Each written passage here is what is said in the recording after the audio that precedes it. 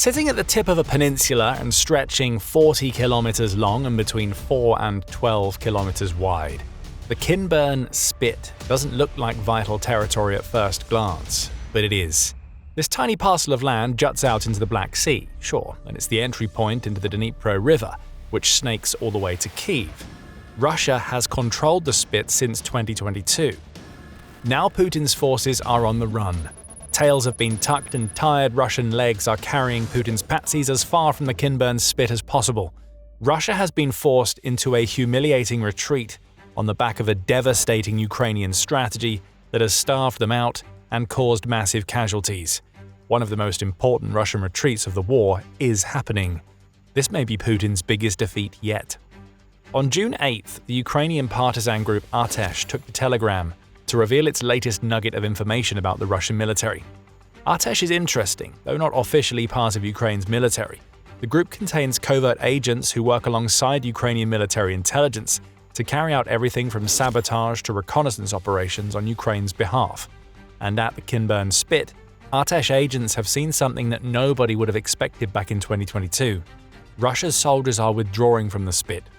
A key piece of strategic territory is on the verge of falling back into Ukraine's hands for the first time since Putin launched his brutal war. Artesh says that it has an agent operating within the headquarters of Russia's Dnipro grouping of forces, and this man on the inside has cast some interesting light on what is happening on the Kinburn Spit. Units of the 337th Regiment are abandoning their positions. Supply operations have come to a complete halt. The delivery of ammunition, fuel, and food has ceased, Artesh says in a Telegram post, adding, "Due to significant personnel losses, units of the 337th Regiment are being withdrawn from the coastline, from the northern and western parts of the Spit. Fire groups are unable to cope with the shooting down of UAVs of the Defense Forces of Ukraine, and losses continue to grow." There are some clues about why Russian soldiers on such a vital piece of territory are tucking their tails and running. A combination of devastating drone strikes against personnel and Ukraine's mid-range strategy, which is cutting off supplies, is to blame. These are both major problems for Russia's Dnipro forces, but Putin and his commanders have also created a rod for the 337th Regiment's back as they desperately scramble to respond to Ukraine's offensives elsewhere. That regiment has been plundered for personnel, which Russia is sending into Zaporizhia in an effort to prop up struggling forces against which Ukraine is counterattacking. What has been left behind at the Kinburn Spit are the stragglers. Soldiers who aren't deemed strong enough to take part in a key frontline battle are all that's left on the tiny scrap of territory, and that is a very real problem. Those soldiers are isolated. They know that no reinforcements are coming as their regiment is picked apart from the inside by their own commanders. All they have left to do is die to Ukraine's drones or run as far away from their positions as possible. It's flee or die for the 337th Regiment, and if Artesh's undercover agent is to be believed, many troops who were stationed on the Spit are wisely choosing the former option. The result is that a massively depleted force is trying to hold on to a key piece of territory. Even as allies desert or are sent to other positions on the front, Russia can't hold out for long. Fragmented units still on the Spit are vulnerable to Ukraine's drones and will struggle to get their hands on vital supplies of food and ammunition that might allow them to fight back. As Artesh puts it, only the remnants of units remain on the Spit, and they are no longer capable of maintaining a defense. The occupiers' logistical system in this sector has completely broken down. This isn't just a humiliation for Putin and his patsies, it's a catastrophe. But it's also something that Russia should have seen coming for a long time. As small as the Kinburn Spit may be in the grand scheme of the war, it's also a difficult piece of territory for Russia to hold. Being at the end of a peninsula, Russia doesn't have many options for accessing the Kinburn Spit by land. There are only a couple of roads into the territory. Beyond that, Russia was able to keep its troops supplied via the Black Sea, but that isn't really an option anymore. According to the Carnegie Endowment for Peace, Ukraine now controls over 60% of the battle space in the Black Sea, following a brilliant naval campaign that has involved no warships and a whole lot of missiles and drones. The Black Sea Fleet has withdrawn as far away from Ukraine's weapons as possible, and any mission to the Kinburn Spit is now fraught with danger. That's a recipe for isolation of soldiers on a tiny scrap of land that can be easily targeted using drones, and this is precisely what we have seen. And Ukraine called it all. As far back as October 2024, the spokesperson for the Southern Division of the Ukrainian Volunteer Army, Serhiy Bratchuk, was claiming that it was only a matter of time before Ukraine's military developed the ability to retake the Kinburn Spit. The liberation wasn't imminent, Bratchuk said, but Russia's vulnerability on the Spit didn't add up to an ability to hold the territory. The decision is made by higher command. Today we cannot say that an offensive on the Kinburn Spit will happen immediately. This operation will be conducted in a comprehensive way using various means. The question is not whether to liberate Kinburn, but when, and according to the capabilities, resources, and operational tasks we currently have, Bratchuk declared. His words have proven prophetic. Less than 2 years later, the Russian withdrawal is happening. It truly will only be a matter of time before Ukraine liberates the Kinburn Spit. Only now it's looking like a matter of weeks rather than years before it happens. But why does any of this even matter at all? The Kinburn Spit is tiny. What difference could a few square kilometers of land at the opening of a river truly make to the Ukraine war? The answer is more of a difference than Putin wants to admit, as he and his Kremlin cronies have come to terms with the fact that they are on the verge of losing territory that they have been desperate to hold since the very beginning of the Ukraine war. The liberation of the Kinburn Spit has the potential to be a game changer. But before we explain why, this is a quick reminder that you are watching The Military Show. If this is the kind of insight that you want to see, make sure you subscribe to the channel so you never miss one of our videos. To understand the importance of the Kinburn Spit, we have to take a brief dive into its history over the last few years. As the Kyiv Post points out, Russian forces have occupied the Kinburn Spit since the early months of Russia's invasion in 2022, and up until now, they have proven very difficult to shake. Ukraine tried several times. Toward the end of 2022, Ukrainian commandos attempted an amphibious landing on the Spit, with the hope that they could use the narrow strip of land to flank the defensive positions that Russian soldiers were building on the occupied side of the Dnipro River. So we have some immediate strategic importance right off the bat, but it goes much deeper than that. The Kinburn Spit isn't just about the battles along the banks of the Dnipro. This scrap of land has symbolic importance far beyond most of Ukraine's territory. And even more importantly, whoever controls the Kinburn Spit is also perfectly positioned to attack or defend Crimea. The conversation made these very points in a December 2022 article that came in the wake of Ukraine's failed amphibious landing. It also noted the immediate strategic importance of the Spit, noting that control over this patch of land also grants control over access to the Black Sea via the Dnipro River, as well as access to the Ukrainian port of Mykolaiv. Russia has held that control for a long time. If Ukraine can force a complete withdrawal, it will open up a river route into the Black Sea that could be used for everything from merchant ships to maritime drones heading into the waterway to take out yet more of Russia's warships. But symbolically, the region is just as significant. Battles have raged over the control of the Kinburn Spit for centuries. Russia took a clear interest in the Spit as far back as 1737. It managed to wrest control over it in 1788, following the two battles of Ochakov. While under Russian control, the Spit and the port over which it enabled control were launching pads for several major naval battles.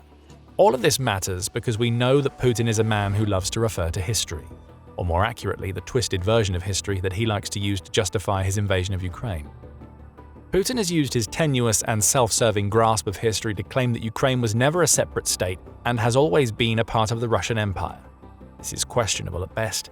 While it's true that Ukraine was only recognized as its own separate entity in 1918, as the University of Rochester points out, that doesn't mean it was always part of Russia, or that its people are Russians, as Putin claims them to be. Russia wouldn't have been fighting over the Kinburn Spit in the 18th century if that parcel of land had always been Russian.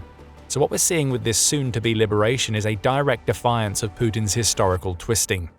Russia holding the Spit played into Putin's narrative. Now that his soldiers are running away, Ukraine is about to score a symbolic victory that will feel like a gut shot from Canelo Alvarez. Returning to the present day, there is the Crimea problem for Putin. As the conversation put it back in 2022, an attack from Kinburn towards Russian forces deployed between Kherson and Crimea, even on a relatively small scale, outflanks Russian forces and requires the Russians to divert scarce forces to deal with it. Not a lot has changed since that assessment, though Ukraine is unlikely to launch an attack from the Kinburn Spit into Crimea. At least not an attack that involves any sort of amphibious landing. Ukraine's strategy for Crimea mirrors that it used against the Kinburn Spit, only on a much grander scale. Isolate, starve out, shatter logistics, and force Russia to run. What the Kinburn Spit offers to Ukraine is a perfect launching point for drone assaults, both against Crimea and Russian assets in the Black Sea. All of this means that we could see what Ukraine has just achieved as another piece of the puzzle in its unyielding pursuit of the liberation of the Crimean Peninsula that was illegally snatched away in 2014. President Volodymyr Zelensky himself has even claimed that the Ukraine war started with Crimea and will end with Crimea. As Russians run from the Kinburn Spit, another step toward their liberation has been taken. But in the immediate sense, the advantages of taking the Kinburn Spit are as much about what Russia loses as they are about what Ukraine gains.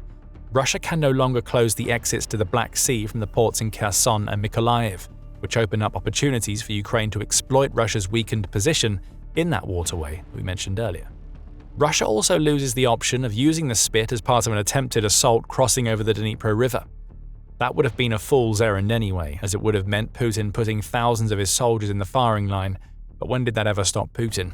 This is a man who has sacrificed almost 1.38 million soldiers to the pyre of his ambition, so demanding a Dnipro River crossing isn't outside the realms of his insanity. More logically, if we can apply that term to anything that Russia has been doing in Ukraine, Putin's forces have been able to use the Kinburn Spit to shell the Mykolaiv region. That shelling prevented Ukrainian forces from landing troops on the Spit and beyond, and it's now going to be lost as the remnants of the forces that Russia stationed on the Spit either die or get out as fast as they can. The point we're making here is that a clear Russian advantage has been stripped away, and there's another advantage to what Ukraine has achieved that perhaps isn't directly impactful on the war, but has been caused by Russia. The Kinburn Spit is one of the most interesting marine zones in Ukraine. Its ecosystem was enchanting, with Black Sea dolphins and an enormous amount of marine fauna, making the Spit one of Ukraine's most beautiful spots. The environmental damage done to the Spit by fire and oil has driven the dolphins away and destroyed so much plant life. Perhaps Russia's troops running away could be the start of the revitalization of a beautiful ecosystem, a touch of nature coming back to life in a war defined by metal, blood, and oil. Putin will be left wondering how this could have happened, but the answer is plain to see if Russia has been paying attention even slightly to Ukraine's 2026 strategy. What has caused the soldiers of the Kinburn Spit to run is a strategy that we're seeing play out all over Ukraine: isolate and pelt them with drones. On the isolation front, Ukraine has spent much of 2026 striking Russian supply lines in the rear. Artesh makes this point, noting that key supply lines being disrupted, likely in the Crimea and Kherson regions, have resulted in Russia's Spit soldiers failing to receive supplies of ammunition and food. After making the Kerch Bridge untenable for the Russian military through repeated strikes over the past few years, Ukraine has turned the focus of its new generation of mid-range strike drones to the land routes that are used to supply Russia's forces in the occupied territories. Ukraine has obtained partial fire control over the key R280 highway that serves Crimea, links to Russia, and also provides logistical arteries into southern Ukraine. Full control over Russian supply routes is still a long way off, but Ukraine's drones have already made every journey a risk. That naturally leads to delays, especially when bridges and chunks of road are blown to pieces. And it looks like Russia is prioritizing its forces on the front ahead of the depleted troops on the Kinburn Spit. We're seeing the results as Russians run. And with the announcement of its logistics lockdown program, which will see Ukraine invest almost $120 million to support units that are crippling Russian logistics, it's smart to run. The supply situation on the Spit is only going to get worse. Better to turn tail and run than to starve for a scrap of land, no matter how important that land might be to Putin. As for drones, we don't really need to say much here. Isolated soldiers on a small Spit are easy targets for Ukrainian drones, and that's what we've seen on the Kinburn Spit. Amphibious assaults aren't even needed anymore, as Ukraine now has drones that can travel hundreds of kilometers to strike. The Kyiv Post notes that Russia's soldiers on the Spit have struggled to counter Ukraine's drones, which is a situation that hasn't been aided by Putin's generals diverting so many resources away from the Spit. It's natural for Putin's patsies to fear Ukraine's drones. On June 4th, Unmanned Systems Forces or USF commander Robert Brovdy revealed that the USF had eliminated 100,000 Russian soldiers and struck 350,000 military targets during the first year of its existence. And the USF is far from the only Ukrainian unit that uses drones. Ukraine's flying monsters are all over, and there's no escape from them if you're a soldier who happens to be on the Kinburn Spit when they arrive. These drones send a clear message to Putin's patsies on the Spit: run while you can, or the next drone strike will claim your life. So what happens next on the Spit? The one caveat to all of this is that Russia's forces are starting to withdraw, but they're not completely gone. At least not yet. The spokesperson for Ukraine's Southern Defense Forces, Vladislav Voloshin, says that there are two roads running into the Kinburn Spit, one paved and the other not, and Ukraine is working on gaining full fire control over those roads. The odds are that the control will come sooner rather than later, and when it does, any Russian soldiers on the Spit will be screwed. Already starved of supplies, they will only be able to watch as Ukraine's drones destroy any convoys or supply trucks that attempt to reach them. If the soldiers don't leave, then Voloshin says Ukraine is happy to follow up fire control with more drone strikes. Of course, it would be very good if they left, but they are not going to leave. Therefore, effort will have to be made to destroy them and drive them out of the Kinburn Spit, he says. The coming weeks and months are going to be painful for Russia's forces. Again, it's the same message: withdraw now or suffer later.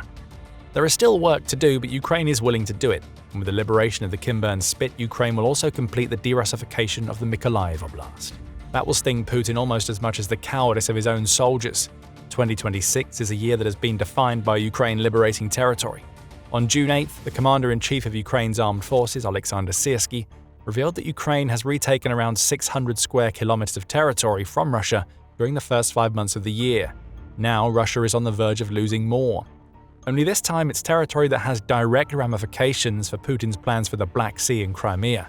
The latter is one piece of Ukraine that Putin absolutely cannot afford to lose. But as Russian soldiers run from the Kinburn Spit, the liberation of Crimea is closer now than it has been since 2014. By the way, we mentioned the 100,000 troops that Ukraine's USF has wiped off the map a few moments ago. There's a lot more to that story, and it has to do with everything that Putin wanted to achieve in 2026. The spring and summer offensives have failed. Russia's ground forces are losing ground as Ukraine's drone tactics become more sophisticated. Find out more by watching our video, and if you enjoyed this one, subscribe to The Military Show. Check out more of our daily videos covering the war in Ukraine and military developments around the world. And thank you for watching.